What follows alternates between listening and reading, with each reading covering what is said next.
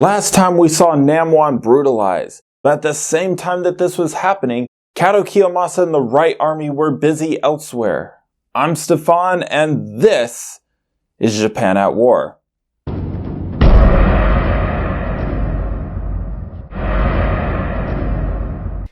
Now before we begin, I'd like to ask you to please slash that like button. It helps out immensely in the algorithm. Thank you. Seriously. While Namwon was being assaulted, Kato Kiyomasa and the forward units of the Right Army were on the move. In the middle of September, Kiyomasa left his coastal fort at Sosangpo and led around 10,000 men to the mainland with the hopes of beating the left army, which we covered last time, to Namwon and attack them first. Nabeshima Naoshige would be with him with around 12,000 men, and so would Kuroda Nagamasa with around 5,000 men. They marched 60 kilometers and came across the Hwangwang-Sangsong mountain fortress, which was currently being defended by none other than the Redcoat General Kwak Jae-yu, now as the regional commander of Gyeongsang Right Province. The three commanders debated whether to assault it, but in the end decided that the loss of life needed to take such a fortified position wasn't worth it, so they decided to take a small detour around it. Now the next mountain fortress wasn't so lucky. The fortress in question was the Hwang-Sok-Sang-Song, which guarded the strategic mountain pass from Gyeongsang Province to Cholla Province, and had to be taken. This fortress was one of the many in the south that had been improved upon in the ceasefire, and was actually well stocked with weapons, food, and air supplies. Kwak Jin was the man in charge of the fortress.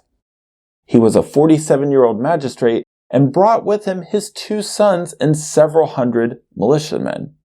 He was joined by Magistrate Cho Chong-do from the neighboring county and Kim Hai, Governor Bak Se-rim, who was there to provide military expertise. As the Japanese army got close to the fortress, the men inside the fortress looked to Bak Se-rim for leadership. To their disappointment, he had escaped with his family over the wall, leaving the defenders to fend for themselves.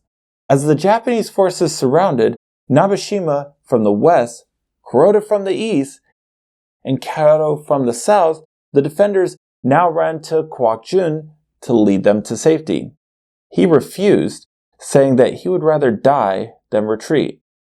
The Japanese attacked on September 26 and were able to take it the same day.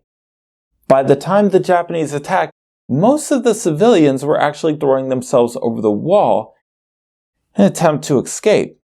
Very few did. Kwak and his men died trying to keep the Japanese off the wall. His sons also died as they held his body and wept. When the Japanese did make it over the walls, they flooded into the fortress and killed everyone there, which came close to around 400 soldiers and an undetermined number of, several thousand civilians. Cho Chong-do and his family were also among the dead.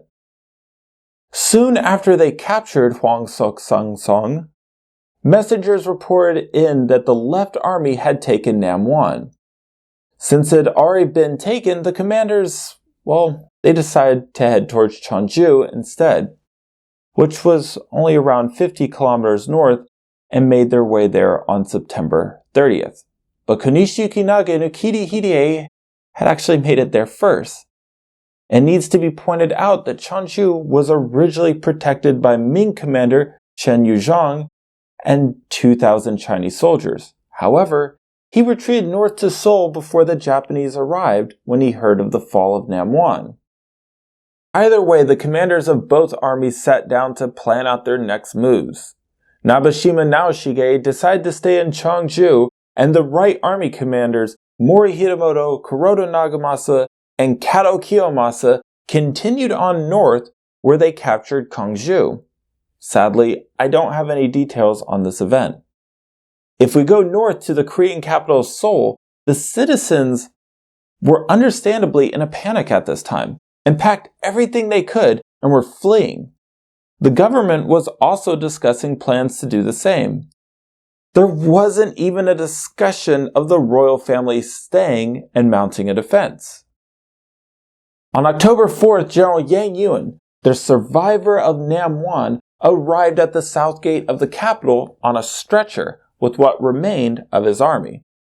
He was greeted outside by King Sanjo, who teared up when he saw the general's wounds. The king then gave the wounded general his thanks for attempting to defend Korea and its people. After this, the general would continue his journey north into China. From what I've seen, it would actually seem that he was tried for his failures and then executed. General Chen Yuzong, the guy that had just retreated from Changju, was then beaten with a rod 100 times as punishment and also sent back to China in disgrace. Ming Commander-in-Chief Ma Gui was finding himself discouraged.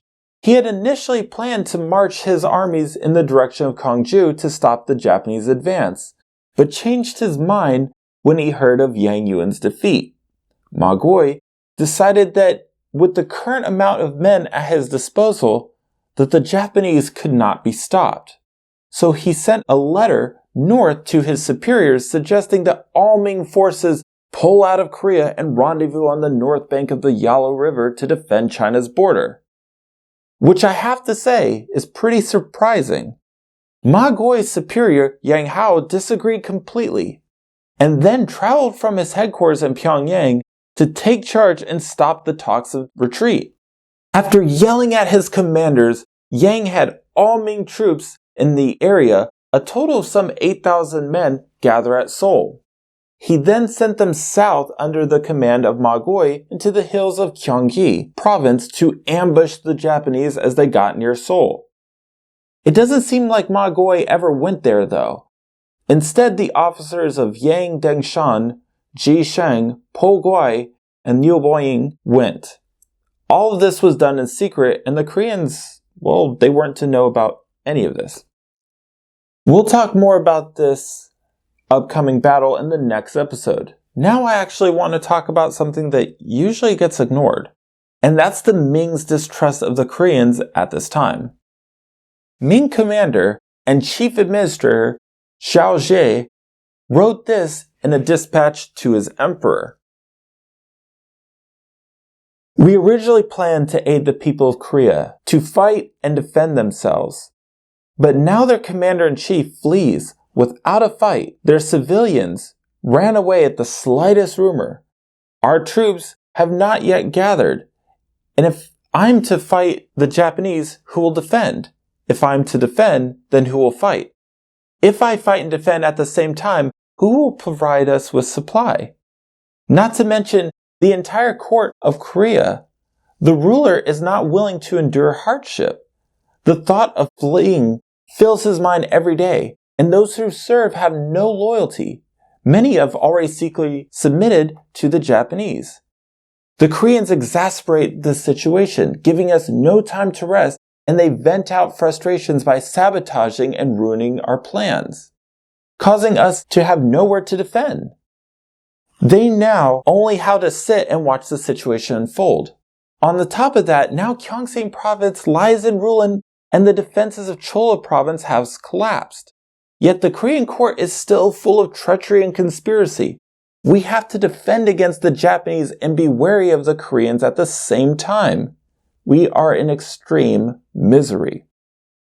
He writes again in another report saying, Namwon and Changju have fallen. The Japanese are in high morale. The soldiers and people of the country flee in droves, leaving entire towns and cities behind.